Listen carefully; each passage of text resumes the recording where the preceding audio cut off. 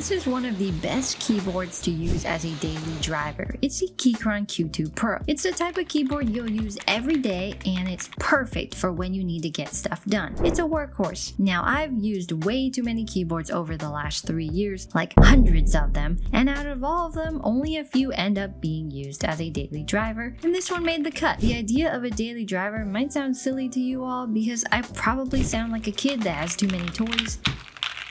But considering when a lot of you are buying your first keyboard and you don't want to waste your time with all of the bad products, it's an important concept. So let's take a look at the star of today's video, the Keychron Q2 Pro. Thanks to Keychron for sending it over, and for full transparency, they didn't pay for a review, so all these thoughts are my own. Now, you might have heard of the Keychron Q2 before, and this keyboard is just like that, but with a twist. It's the Pro version. What makes it a Pro? Well, it's better. It's got more features, such as a flexible plate and full wireless capabilities, but we'll get into the nitty-gritty details later on. We'll also be looking at the best possible way to build this keyboard, especially if you want to maximize price and performance, as there's a lot of options and it can be totally overwhelming exploring all the ways that you can make this on your own. If you've ever used a Keychron keyboard before, this box will look familiar. You get a black box with the keyboard printed on it in a shiny material. Then, as you open it, you get to experience that sweet, sweet friction fit.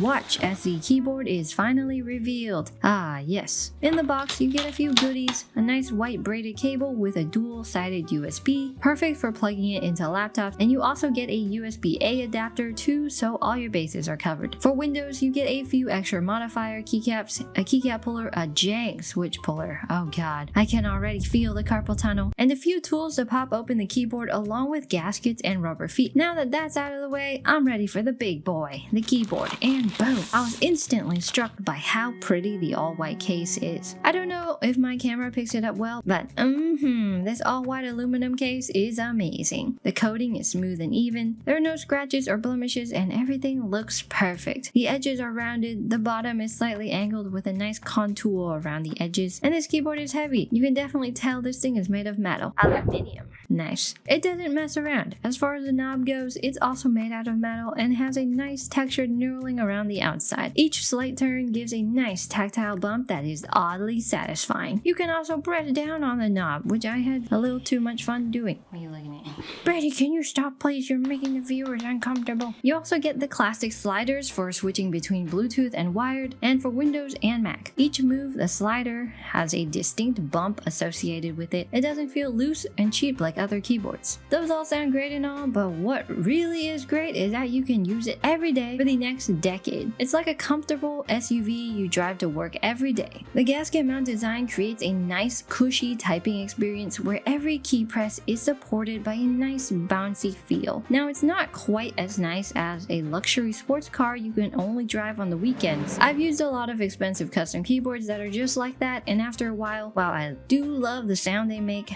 they get super distracting to use. You end up spending more time doing typing tests than doing actual work. It's a real problem. The Q2 doesn't have that problem. Now, it's definitely better than your parents' 15-year-old beat-up Corolla with the bumper falling off, like that old red dragon you have with half the keycaps that are missing. That's what I mean by a daily driver. It's nice to use every day without making you giggle every time you type on it. It's just good enough. For example, let's take a look at the keycaps. At first glance, they are okay, better than a gaming keyboard. I appreciate the three-tone mix of red, white, and gray, and the font is nice. I'm just not personally a fan of the profile. It's on the taller side, and it's not super comfortable. Not to mention, it doesn't produce the best sound either. I found that larger keycaps tend to produce a more rattly, echoey, and clacky sound, so later on we'll look at what keycaps are a better fit for the keyboard, but those are just going to be my personal preferences. The keyboard is on the smaller side, coming in at 65%, so you don't get the function row at the top. Now, if that's an issue for you, you can go to the Keychron Q1 Pro instead, which is slightly bigger at 75%. But if you really want this size, I've got a way you can solve the issue. You can use the magic of key remapping. Fun stuff. So if you do use F5 often to refresh, or have shortcuts you use often like Alt F4, you can remap the keys with the use of VIA or QMK. Now, it's not exactly streamlined, but hey, at least there's the option, right? People have been complaining to Keychron to release software for a century now, right?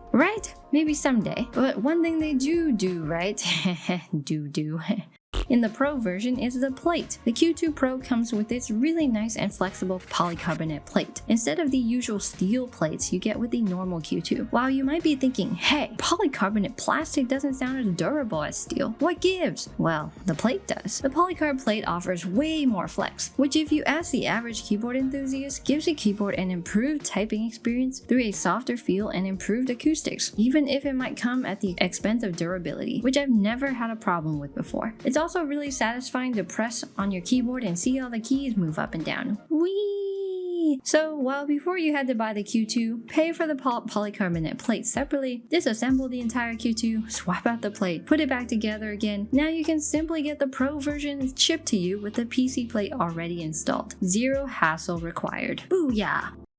And the other big difference between the Q2 and the Q2 Pro is Bluetooth capabilities. That's right, you can connect wirelessly, which is great for those that want to cut the cable and live a wire-free life. Sounds nice, doesn't it? Now, it's not as fast as Logitech Lightspeed, so I don't recommend it for gaming, but for daily tasks such as working or browsing the internet, it will do just fine. There's also a slight difference between the Pro version and the normal version. The switches, which I'll get into. The Pro version comes in at a price point of $199, and the normal version is at $179. Not for the faint of heart, huh? It's expensive. Now, I do want to mention, you can get the bare bones edition that comes for $20 cheaper without switches or keycaps, which is also awesome because you can build it however you want, which I'll get into soon as well. The Q2 Pro comes with either red, brown, or banana switches. You thought I was gonna say blue switches there, didn't you?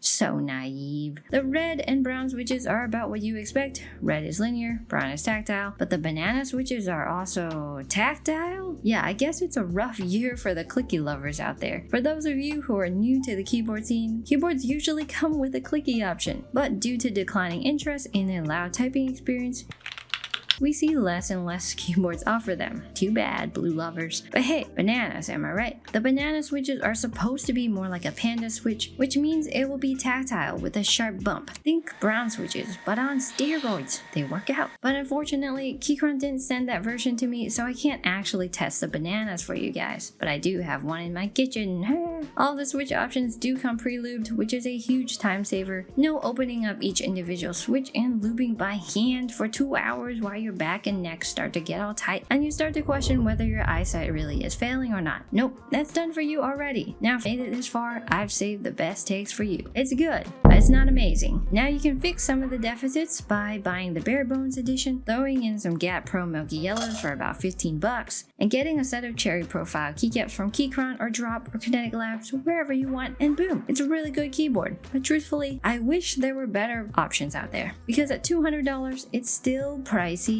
and you all deserve better. The stabilizers need some work, the keycaps aren't great, but it's what's available right now, and unfortunately, that's where the bar is set. Out of my entire list of the best keyboards of 2022, this is the only keyboard that's still available, and it's somewhat close to a custom keyboard, I guess. Well, that and the GMMK Pro.